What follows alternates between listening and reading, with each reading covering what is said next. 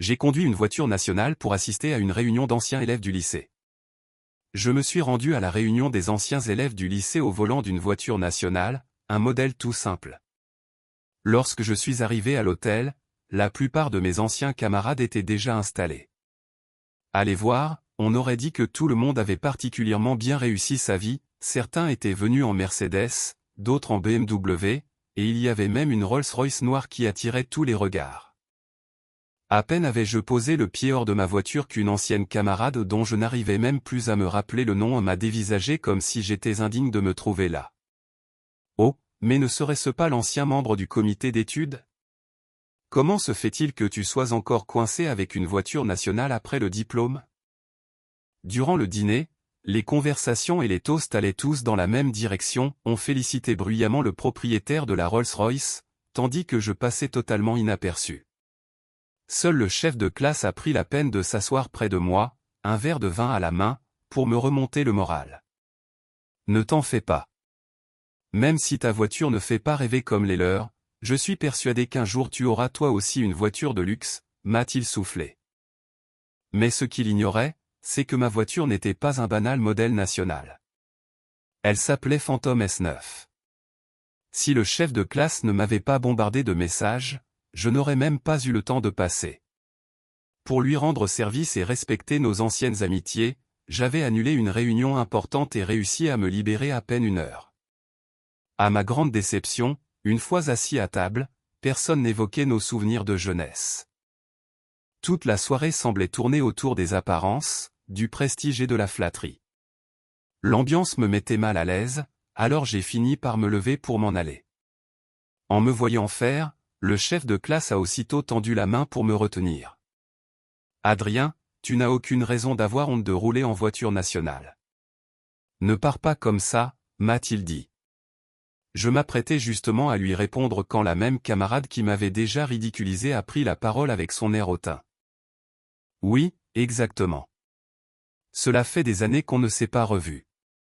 Tu ne veux pas rester un peu pour rattraper le temps perdu ? » Puis, avec un sourire moqueur, elle a ajouté, « Mais de toute évidence, personne ne semble vraiment avoir envie de discuter avec toi. » Elle a éclaté de rire, certaine de son effet. Je l'ai regardée calmement avant de répondre d'un ton glacial, « Ce ne sera pas nécessaire. Si je suis venu, c'est uniquement par respect pour le chef de classe. À l'avenir, ne vous fatiguez même plus à m'inviter pour ce genre de réunion inutile. » À peine avais-je terminé ma phrase que Victor, celui qui monopolisait toute l'attention, s'est levé brusquement. « Adrien, qu'est-ce que tu insinues exactement ? Tu veux dire qu'on n'est pas assez bien pour partager un repas avec toi ?» Il déformait clairement mes propos, et volontairement. Pourtant, les gens autour de nous ne l'interprétaient pas du tout comme moi. Il roule dans une petite voiture nationale bon marché et en plus il se permet de prendre les autres de haut. J'avais toujours pensé que les premiers de la classe étaient impressionnants. Eh bien non, tu n'as rien de particulier. À quoi servent tes bonnes notes ? Après l'université, tu n'es devenu qu'un simple fonctionnaire, a lancé une autre camarade, sans se gêner. Fonctionnaire ? Au fond, ce n'était pas totalement faux, tous ceux qui travaillaient pour l'État pouvaient être considérés comme tels. Victor a repris la parole en me regardant comme si j'étais un gamin vexé. « Adrien, tu dois simplement être jaloux parce que personne ne te calcule, et maintenant tu essaies de trouver une excuse pour t'en aller. Les gens appartiennent naturellement à des classes différentes. Bon étudiant ou pas, tu n'es qu'un petit fonctionnaire, rien de plus. » Je n'avais qu'une envie, partir au plus vite. Mais ces mots ont enflammé le reste du groupe, comme si tout le monde attendait une occasion de se défouler. Alors j'ai pris une grande inspiration avant de dire, « Mes amis, je suis désolé, mais je dois partir. J'ai une réunion importante dans peu de temps. D'ailleurs, laissez-moi régler l'addition pour ce soir. Profitez du repas, commandez ce que vous voulez, et demandez simplement au restaurant de m'envoyer la facture. » Je tendais déjà la main pour attraper mon manteau lorsqu'une silhouette élégante est venue se planter devant moi. « Beau parleur, tu joues au grand seigneur alors que tu n'as même pas les moyens ? Tu sais que ce dîner va coûter plusieurs milliers de dollars ? Tu comptes vraiment payer ça avec ton salaire minable ? Elle portait une robe rouge vive, du rouge à lèvres assorti, et un parfum si agressif que j'ai dû éternuer plusieurs fois. Elle m'a lancé un regard appuyé. « Adrien, pourquoi cette tête? Tu ne me reconnais pas ?» Je l'ai détaillé un moment avant de secouer la tête. Désolé, j'ai croisé tellement de gens ces dernières années que j'ai du mal à associer les visages. En réalité, je n'avais absolument aucune idée de qui elle était. Elle a arqué un sourcil et a laissé échapper un petit rire moqueur avant de me provoquer davantage. « Allons, ne fais pas semblant. Tu m'as poursuivi pendant 3 ans au lycée. » Ces mots ont réveillé une image que je croyais disparue. Pourtant, la femme qui se tenait devant moi ressemblait très peu à la lycéenne que j'avais en mémoire. Après une brève hésitation, j'ai demandé avec prudence, « Tu es Élise ?» À peine ai-je prononcé son nom que son visage s'est illuminé d'un sourire victorieux. « Tu vois, malgré les années, tu ne m'as pas oublié. » Mais son ton a brusquement changé lorsqu'elle a ajouté, « Par contre, ne te fais pas d'idée. Je suis fiancé maintenant. Et mon fiancé n'est autre que Victor. » Victor? Le nom m'a traversé l'esprit. Ce ne serait pas le propriétaire de la Rolls-Royce à l'entrée? Mais au fond, tout cela n'avait absolument rien à voir avec moi. Un groupe m'attendait déjà pour commencer une réunion, et si je ne partais pas immédiatement, j'allais arriver en retard. Comme je ne répondais pas, Élise m'a tapoté l'épaule du bout de ses ongles impeccablement manucurés. Les fonctionnaires ne gagnent pas grand-chose. Pourquoi ne deviendrais-tu pas le chauffeur de mon fiancé? Je suis sûr qu'il pourrait te donner 1000 $ par mois. Ce serait toujours mieux que ton pauvre salaire. À peine avait-elle fini que la table entière est partie dans un éclat de rire. Je ne comprenais pas pourquoi des gens comme elle avaient constamment besoin de rabaisser les autres pour se sentir importants. Cette réunion serait la dernière de ma vie. Sans prêter attention au ricanement, j'ai attrapé mon manteau et je l'ai enfilé, parfaitement calme. « Tu as terminé? Si oui, laisse-moi passer, j'ai autre chose qui m'attend. » Je venais tout juste de faire quelques pas quand Victor, assis en face de moi, s'est mis à frapper la table d'un geste sec. Presque aussitôt, une dizaine de colosses vêtus de costumes noirs ont envahi la salle. Sur leur veste, j'ai remarqué un insigne, Fitzroy Group. Impossible de se tromper, c'était l'une des entreprises les plus influentes de Langston City. Victor a bu d'un trait ce qu'il restait dans son verre avant de rôter bruyamment. « Adrien, à quel moment je t'ai donné l'autorisation de partir? » Je n'ai pas pu m'empêcher de plisser les yeux. Mes jambes sont à moi, que je sache. Je dois vraiment te demander une permission pour aller où je veux. Ma réponse l'a fait exploser de rire. Tu n'es qu'un fonctionnaire insignifiant. Tu comprends seulement où tu te trouves? Tout ce restaurant appartient à ma famille. Tu ne crois pas que tu devrais attendre mon approbation pour passer cette porte? Ce soir, tu ne sortiras pas d'ici.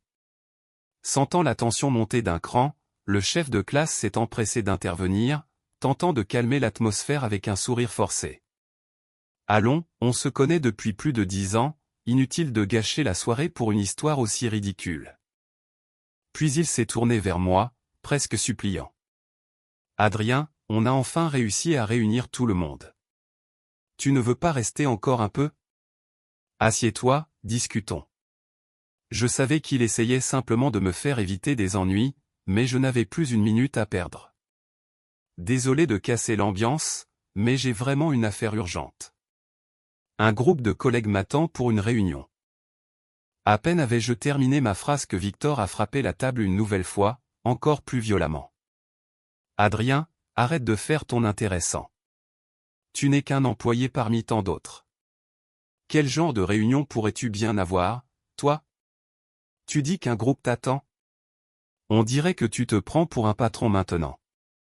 J'ai été poli en t'appelant fonctionnaire, mais sans ça, tu n'es qu'un salarié banal. Tu comprends?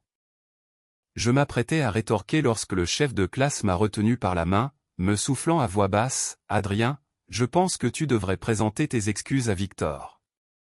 La famille Fitzroy est extrêmement influente à Langston City. S'il te prend en grippe, il pourrait te faire perdre ton poste. Parfois, il vaut mieux avaler sa fierté. » Victor me faire perdre mon emploi? S'il n'était pas aussi sérieux, j'aurais cru à une mauvaise blague. Avec le rang que j'occupe aujourd'hui, seul un ordre venu d'en haut pourrait me mettre à la porte. Même si la famille Fitzroy possédait une fortune comparable à celle d'un petit pays, il n'aurait aucun poids réel sur ma carrière. Je tapotai la main du chef de classe pour le rassurer.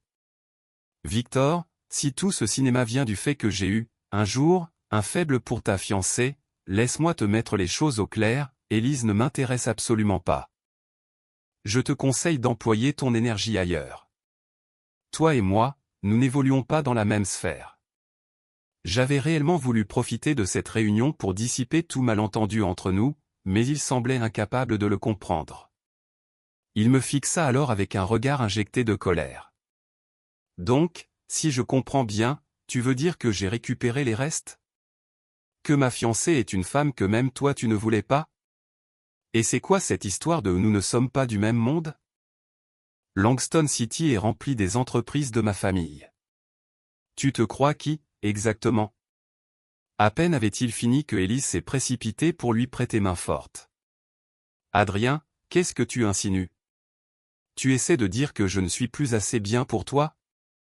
Tu ne bougeras pas d'ici tant que tu n'auras pas expliqué clairement ce que tu veux dire. Même si ces mots reflétaient précisément ce que je pensais, je me suis retenu pour éviter de les humilier davantage. Je n'ai vraiment pas le temps pour ça. Demande à tes hommes de dégager la porte. Malgré les provocations incessantes de Victor, je n'avais toujours pas perdu mon sang-froid. Au contraire, j'avais choisi de céder encore et encore, par respect pour la réunion et pour éviter un scandale inutile. Mais alors que je m'apprêtais à quitter la salle, les gardes du corps de Victor m'ont agrippé brutalement, m'empêchant d'avancer d'un pas.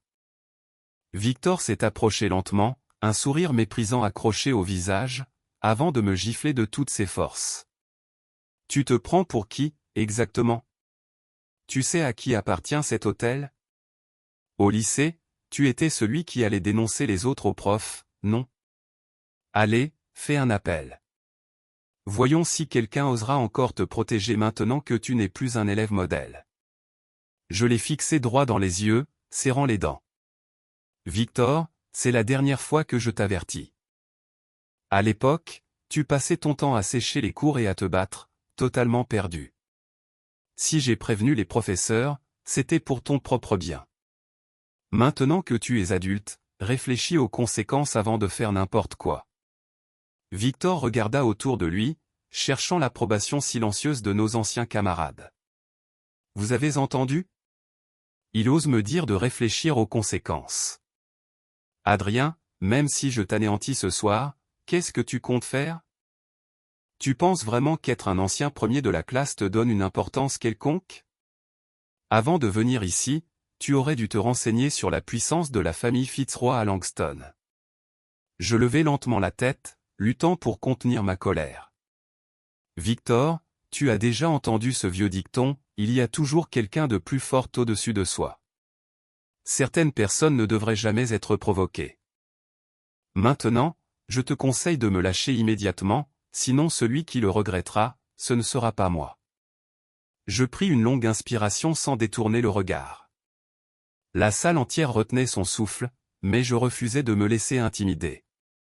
Il pouvait s'acheter du prestige, des gardes du corps, des apparences de puissance, mais tout cela ne changeait rien, je savais exactement qui j'étais. Victor, malgré toute la comédie qu'il se jouait, n'était qu'un gamin pourri gâté qui avait passé sa vie à écraser ceux qu'il jugeait en dessous de lui. Je sentais les regards de nos anciens camarades glisser vers moi, certains amusés, d'autres uniquement curieux de voir jusqu'où cette scène irait.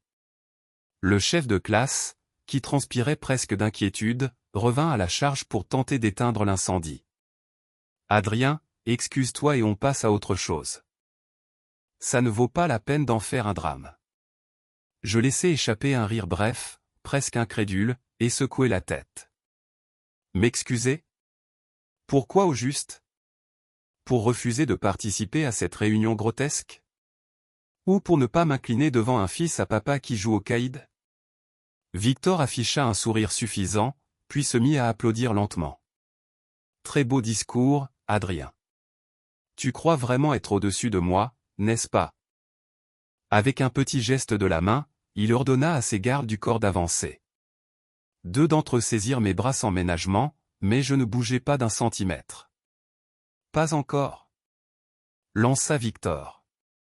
Puis, d'un ton faussement calme, il ajouta. Tu sais, Adrien, l'argent règle énormément de choses. À la fin, les gens comme toi finissent toujours par ramper pour obtenir une place à nos côtés. Je ne répondis rien. Je me contentais de lui offrir un sourire glacial, sans trace d'humour. Oh, tu te tais maintenant, ricana-t-il. Peut-être parce que tu commences à comprendre que tu n'as aucune porte de sortie. Je poussai un soupir exagérément long, haussai les épaules, ce qui incita les gardes à resserrer leur prise puis souffler. Tu crois vraiment pouvoir faire ce que tu veux de moi ici et repartir comme si de rien n'était? Il éclata de rire. Et qui m'en empêcherait? Toi. Non. La loi. Je sortis alors ma carte maîtresse. Dis-moi, Victor, tu sais quel poste j'occupe au gouvernement? Tu as la moindre idée des gens que je côtoie? Mon influence ne dépend pas d'un portefeuille. Son sourire se fissura. Tu as peut-être de l'argent, mais tu ne pourras pas effacer ce qui va se produire aujourd'hui. Les conversations moururent aussitôt. Plusieurs camarades levèrent des yeux ronds, brusquement attentifs. Victor, lui, cligna plusieurs fois des yeux comme s'il tentait de comprendre ce qui venait de lui tomber dessus. Tu mens, bégaya-t-il, plus fort qu'il ne l'aurait voulu. Vas-y, si tu veux jouer, tente ta chance. Ces gorilles hésitèrent. Ils n'appréciaient clairement plus la tournure des choses, preuve que Victor n'était pas aussi intouchable qu'il se plaisait à le croire. Tu penses pouvoir partir comme ça, lança-t-il avec un rire nerveux. Je peux ruiner ta carrière avec un seul appel. Alors fais-le. Il ne bougea pas, appelle qui tu veux. Fais toutes tes menaces. Mais sache que dès demain, si je le décide, tu crouleras sous les audits fiscaux, les enquêtes pour blanchiment et toutes les petites magouilles que ta famille a laissé traîner. Tu crois pouvoir m'intimider? Je suis précisément le genre de personne que tu devrais craindre. Un silence glacé coula sur la salle. Les gardes me lâchèrent immédiatement. Victor, lui, resta figé, les mains tremblantes. Élise nous observait tous les deux, perdus, comme incapables de comprendre comment la situation venait de lui échapper en quelques minutes. Je réajustai mon manteau et me dirigeai tranquillement vers la sortie. Personne ne tenta de m'arrêter. En passant près de Victor, je me penchai légèrement vers lui et murmurai. Si tu poses ne serait-ce qu'un doigt sur moi, ta famille perdra bien plus qu'un dîner hors de prix. Puis je sortis, sans me retourner. Les jours suivants, Victor tenta désespérément de contre-attaquer. Il passa des coups de fil, s'efforça de mobiliser ses contacts obscurs, mais tout tomba à plat. J'avais prévu chacun de ses mouvements, et j'avais déjà verrouillé tous mes angles. En moins d'un mois, les premiers audits tombèrent. Et très vite, les fraudes émergèrent, sociétés écrans, évasion fiscale, schéma de corruption. Le groupe Fitzroy commença à imploser. Victor comprit trop tard qu'il s'était attaqué au mauvais adversaire. La dernière nouvelle que j'ai eue de lui? Il liquidait des propriétés à toute vitesse pour payer ses amendes et espérer éviter la prison. Son arrogance avait laissé place à une peur presque palpable. Quant à Élise, elle disparut dès qu'elle réalisa que la fontaine à billets était en train de se tarir. Et moi? Je continuai de grimper, bâtissant mon influence proprement, sans écraser qui que ce soit. Je ne reçus plus jamais la moindre invitation à une réunion d'anciens élèves et très honnêtement, cela m'alla très bien. Pour eux, je devins une sorte de fantôme, présent quelque part, mais dont on préfère taire le nom. Pendant ce temps, la vie de Victor s'effondrait sous ses yeux. Les enquêtes sur le groupe Fitzroy commencèrent discrètement, presque innocemment, puis devinrent un véritable raz-de-marée à mesure que les irrégularités surgissaient les unes après les autres. Je l'observais de loin lutter, paniquer, tenter d'éteindre l'incendie. Il essaya de soudoyer les enquêteurs à échec. Il voulut activer ses contacts politiques, personne ne risqua sa réputation pour un homme déjà coulé. Il dut vendre plusieurs entreprises familiales pour payer les amendes, qui ne faisaient que grimper. Son arrogance de cette nuit-là s'évapora pour laisser place à un désespoir brut. Et le coup final tomba lorsque son propre père, réalisant qu'il était incapable de sauver l'empire familial, décida de le déshériter. Sans argent. Sans poids politique. Sans protection. Victor redevint un homme ordinaire. Un homme comme les autres, mais sans rien pour se rattraper. La dernière nouvelle que j'ai eue de Victor, c'est qu'il tentait de faire tourner un petit restaurant, et qu'il s'y prenait terriblement mal. Certains naissent avec le potentiel d'accomplir de grandes choses, d'autres, comme lui, ne sont que des enfants gâtés incapables de survivre une seconde dans le monde réel. Et Élise ? Personne n'a été surpris de la voir disparaître dès que l'argent de Victor n'était plus assuré. Elle a essayé de s'accrocher à d'autres hommes d'affaires, espérant préserver le train de vie auquel elle croyait être destinée, mais elle a vite découvert une vérité qu'elle refusait d'admettre, elle n'était pas exceptionnelle. Des femmes comme elle ne brillent qu'à travers l'influence des autres. Sans Victor, elle n'était plus qu'une jolie façade, vide, sans profondeur, sans rien pour retenir l'attention. J'ai appris qu'elle avait même tenté d'épouser un cadre d'âge mûr, divorcé, qui ne voyait en elle qu'un trophée à exposer lors des soirées mondaines. L'illusion n'a pas duré. Dès qu'il a compris qu'elle lui coûtait davantage qu'elle ne lui rapportait, il s'en est débarrassé sans ménagement. Aujourd'hui, Élise mène une vie bien différente de celle qu'elle avait imaginée. Elle travaille dans une boutique de luxe, vendant des vêtements à ces mêmes femmes riches qu'elle enviait tant autrefois, celles qu'elle imitait en espérant un jour faire partie de leur monde. Et la plus grande ironie, c'est que si elle était restée avec moi à l'époque, elle aurait pu obtenir tout ce qu'elle avait toujours voulu. Quant au chef de classe, il n'a pas changé d'un pouce. Toujours à tenter de satisfaire tout le monde, oscillant d'une position à l'autre comme un drapeau agité par le vent, incapable de prendre une décision solide. Au final, c'était juste un homme médiocre, paralysé par la peur de déplaire. Un jour, après que tout se soit effondré pour Victor, il a essayé de me contacter. Il voulait se justifier, affirmer qu'il ne voulait pas s'impliquer, qu'il essayait simplement de préserver la paix. Je l'ai regardé, j'ai secoué la tête. Des gens comme lui n'inspirent ni respect ni colère, seulement de la pitié. Et les autres ? La plupart ont poursuivi leur route. Certains sont restés prisonniers d'un cercle de faux-semblants, de flatteries mutuelles, comme des marionnettes cherchant l'approbation de n'importe qui pourvu que ça leur donne l'impression d'exister. D'autres ont fini par comprendre que la vie adulte n'avait rien à voir avec le théâtre du lycée. Mais au fond, ils ont tous suivi la même trajectoire, obsédés par l'idée de maintenir les apparences, d'avoir l'air riche, heureux, accompli. Une illusion fragile, reposant uniquement sur la peur d'être perçu comme ordinaire. Et moi ? J'ai continué ma route, sans bruit. J'ai bâti ma carrière, étendu mon influence, et tout ce que j'ai obtenu, je l'ai gagné moi-même. Je n'ai rien reçu en héritage. Chaque victoire, chaque reconnaissance, chaque opportunité était le fruit de mon travail. C'est là que se trouvait la réelle différence entre Victor et moi. Il m'arrive parfois de me demander s'il pense encore à moi. Si Victor se réveille la nuit, rongé par la colère, en réalisant que sa chute n'a été provoquée que par sa propre arrogance.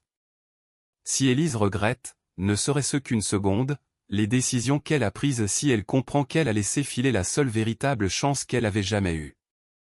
Si les autres repensent à la dernière fois qu'ils m'ont vu, et réalisent qu'ils se sont moqués de la mauvaise personne. Mais au fond, ça n'a plus aucune importance. Je n'ai jamais eu besoin de leur validation. Je n'ai jamais eu besoin de l'approbation de gens obsédés par l'argent, le statut et l'illusion du succès. Je suis la preuve que ceux qui ont une vraie valeur n'ont pas besoin de crier pour être remarqués. Le temps finit toujours par remettre chacun à sa juste place. Et pour eux, il n'y a pas de pire endroit que l'ombre de leur propre choix.